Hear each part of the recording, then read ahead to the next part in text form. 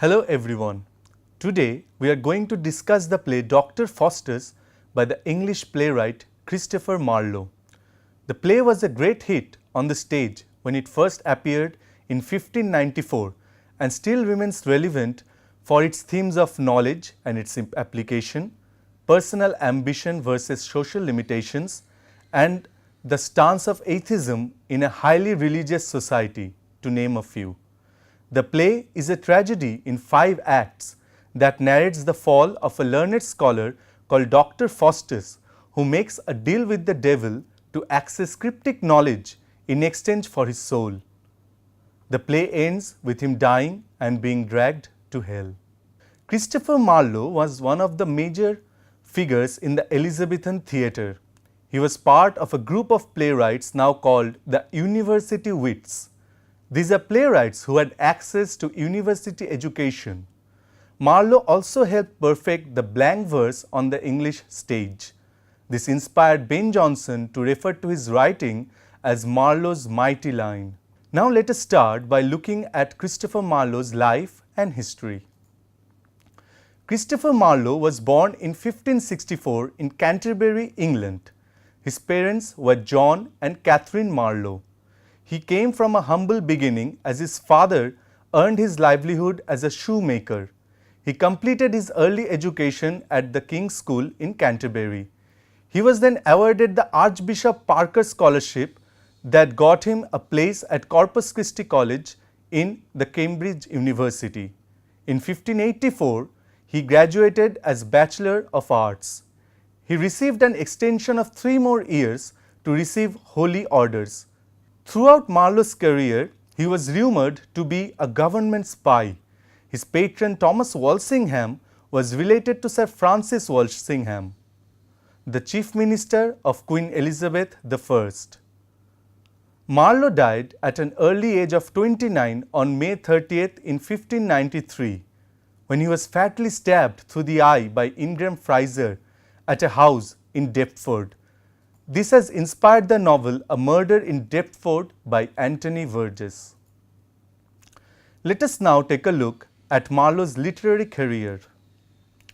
Marlowe is considered to have written 6 plays, translated poems to English, and completed 2 long poems, The Passionate Shepherd to His Love and Hero and Leander. Now let us take a closer look at Marlowe's plays. By the time of his death at the age of 29, Marlowe had already completed 4 major plays. These include the 2 parts of Tamburlaine, The Jew of Malta, Edward II, and Doctor Faustus. He is also credited as the author of 2 other minor plays, Dido, the Queen of Carthage, and The Massacre at Paris. His connection to the 2 minor plays can be partial, and he may have co-authored them with other playwrights.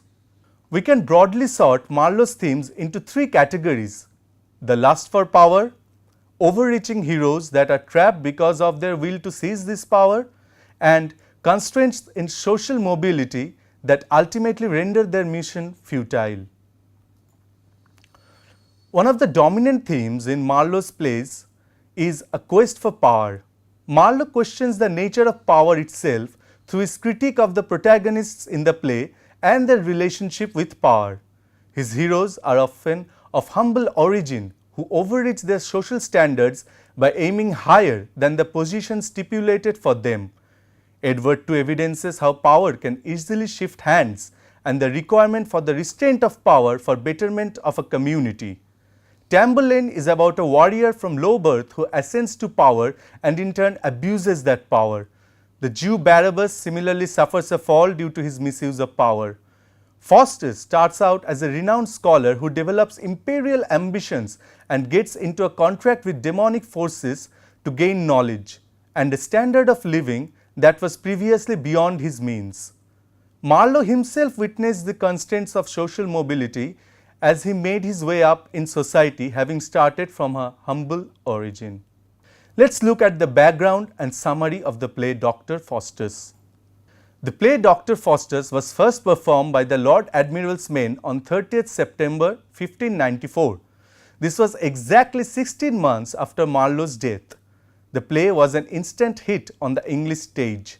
The papers of Philip Henslow, who was the owner of the Rose Theatre, shows that there were already 13 shows performed by the end of the year 1595. The source of the play was an older Faust legend that made its way to England through translations. We currently have two different texts of the play available to us. The A text that was published in 1604 and the B text that was published in 1616. The B text is longer than the A text by 676 lines, as it contains later additions from William Byrd and Samuel Rowley, who were paid £4 by Henslow for these additions. The play is written in blank verse, which means that the lines are unrhymed iambic pentameters. The main characters in Doctor Faustus are Faustus himself, his servant Wagner, Faustus's friends Valdez and Cornelius, who initiate him into the dark arts, the good and the evil angels, the old man, and Mephistopheles, the devil who attends on Faustus. We also have a host of minor characters such as scholars, Lucifer, Beelzebub, the clown, Robin, Rafe, and some royal characters such as the Cardinal of Lorraine, the Emperor Charles V, and the Duke and Duchess of Van Holt. Dr. Faustus begins with a narration by the chorus that makes us aware of the upcoming events in the play. He is compared to Icarus, who flew too close to the sun and consequently had a fall, as the act melted his waxen wings. Faustus is at the forefront of Renaissance knowledge, but he still feels discontent by the worldly laws they follow. Soon we find Faustus in his study, where he is disillusioned by the limitations in various departments of knowledge such as logic, medicine, law, and divinity. He has mastered them all, as he claims that he has rid cities of plague, and his students say that his enunciations after defeating an opponent in debate always echoed in the university chambers. But in hope of greater glory, Faustus seeks to learn the art of necromancy. He then summons Cornelius and Valdez, who, as the text hints, have already convinced Faustus of the benefits of learning necromancy or black magic. Faustus thus conjures of Mephistopheles. They get into a pact where Faustus pledges his soul to Lucifer. Mephistopheles is to serve Faustus for 24 years in exchange for his soul thereafter. The good angel and the old man entreat Faustus repeatedly to get out of this bargain, but Faustus pays them no heed. He then uses the next 24 years performing petty magic such as making horns grow on the head of a knight, duping a horse salesman, playing tricks on the Pope, and getting grapes out of season for a pregnant duchess. He forgets the lofty goals he had set for himself. And as his days end, Faustus indulges in graver sins like bestiality. He finally gets dragged to hell, and even in his last words, he fails to invoke God. His last words are, "Ah, Mephistopheles."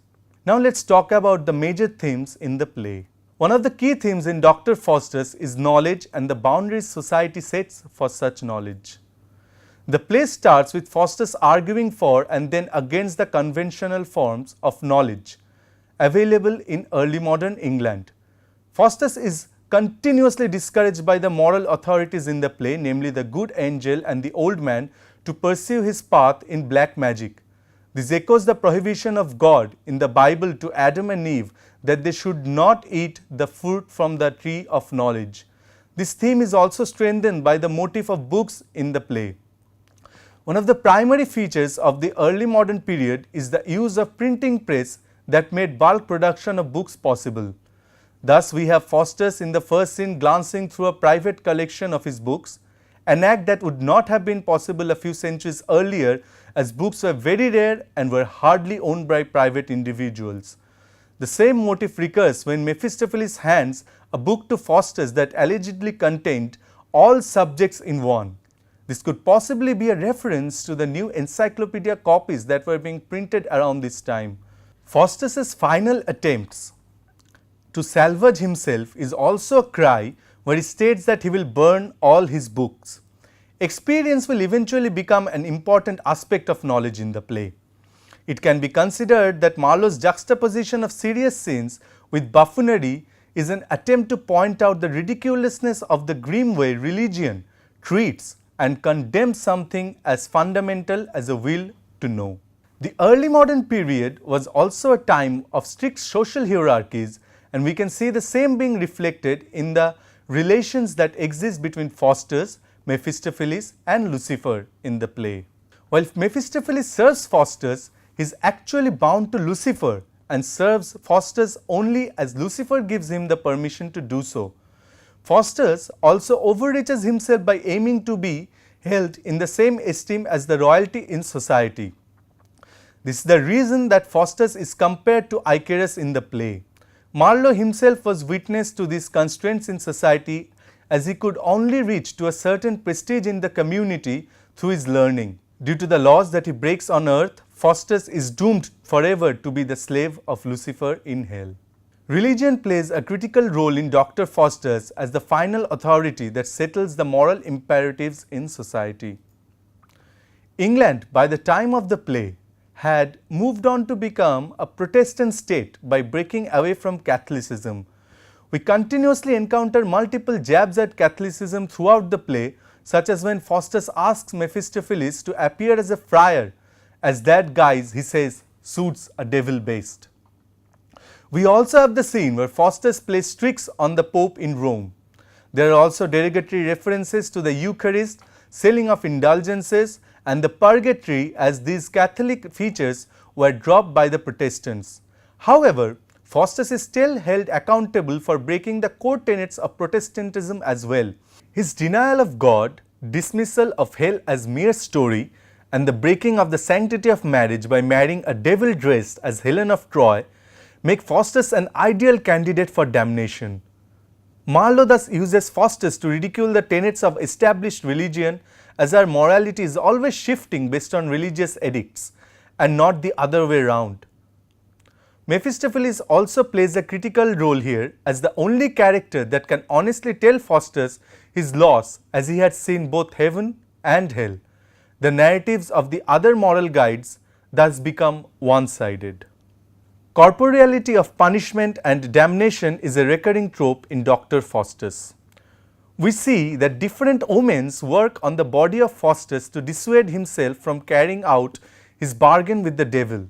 For example, Faustus' blood congeals when he is about to sign the deed with Mephistopheles, and the words homo fuge, which means run man, appear on his arm.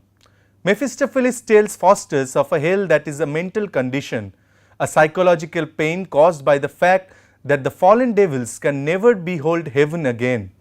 At the same time, the devils physically threaten him, and at the end of the play, we see him being torn asunder by the devils before his spirit is dragged to hell. Experience then comes to play a crucial role in the play, as Faustus constantly remains in denial even after Mephistopheles tells him that hell and heaven are indeed real. Knowledge isn't adequate to convince Faustus of the mistakes he is making, and he must experience directly the pains of hell before he can see the fault in his ways. So when Faustus tells Mephistopheles that he does not believe in hell, Mephistopheles tells him that he is free to think so till experience changes his mind. And Faustus must experience the pain of hell both in his body and conscience till he can come to a proper conclusion regarding the outcome of his deeds. The play makes explicit references to the deal between Faustus and Lucifer or Mephistopheles as a legal contract. The sacrilege of Faustus' deal with the devil has direct correlation with secular world of law-making. Mephistopheles stresses that he can't be of service to Faustus until or unless he signs the deed. Faustus also reads out the clauses in the deed while signing it. It is interesting to know that both Faustus and Mephistopheles hold a written contract in such high regard. Being supernatural entities, their inclination to have a written bond is an indication of the codification and standardization of law that took place in the early modern period. With the advent of Protestantism, the free will debate started to rage among theological scholars in Europe. The exponent of Protestantism, Martin Luther, believed that humans were devoid of free will. that some were chosen to be saved, whereas the others were meant to be doomed. The early modern scholar Erasmus, however, thought differently and had an argument with Luther that free will indeed existed. The Protestant disbelief towards free will was further codified by Calvin and his doctrine of predestination in Europe. Thus, Faustus's inability to repent can be viewed as a sign that he was meant to be doomed. The moment Faustus signs the deal with Mephistopheles, we get the impression that he has already become one of the damned. His constant inability to repent for his sins also hint towards the fact that Faustus indeed was irredeemable and he was predestined to be damned. Let us now take a look at some of the historical texts inspired by Doctor Faustus and the Faust myth. The play Doctor Faustus was based on the Faust myth from Germany, which was in turn inspired by the real life of George of Hemstadt, who was an astrologer, physician and magician. Faustus is a scholar at Wittenberg, the same university where Luther started his Protestant revolution. Wittenberg was a hot seat for religious debate and progressive thinking. We see that Shakespeare's protagonist Hamlet is also from the same university. The Faust myth and the Faustian bargain has further created multiple literary and cultural adaptations, of which Faust by Goethe and Frankenstein by Mary Shelley remain prominent. Frankenstein tells a story similar to Faustus, where the scientist breaks the laws of nature by bringing back the dead to life. These figures are thus compared to the Greek archetypes of Icarus and Prometheus. These heroes tend to overreach themselves and in turn question the limitations set by society on knowledge and personal ambition. Now let us look at some modern day interpretations of the Faustian myth. Our contemporary times have reinvented the Faustian myth in relation to capitalism and the limits of ambition it creates and makes available to the common man. Capitalism and the free market have created the impression that there are no longer any boundaries to what a person can earn or gain in terms of social prestige. The predominance of money as a marker of status in society has made economic pursuits more important than they should be. So we encounter characters that sell their soul to the devil, or in this case modern capitalism, in exchange of a flourishing career and a comfortable material existence. We can watch the movies The Devil's Advocate and be dazzled in these terms. The Black Museum episode of the Netflix show Black Mirror also portrays such exchanges.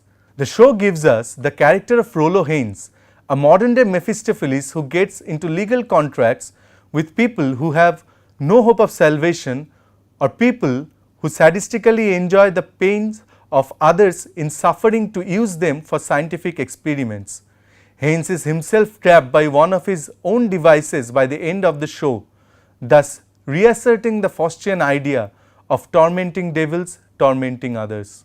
That is the end of our course on Dr. Faustus. Thanks for watching.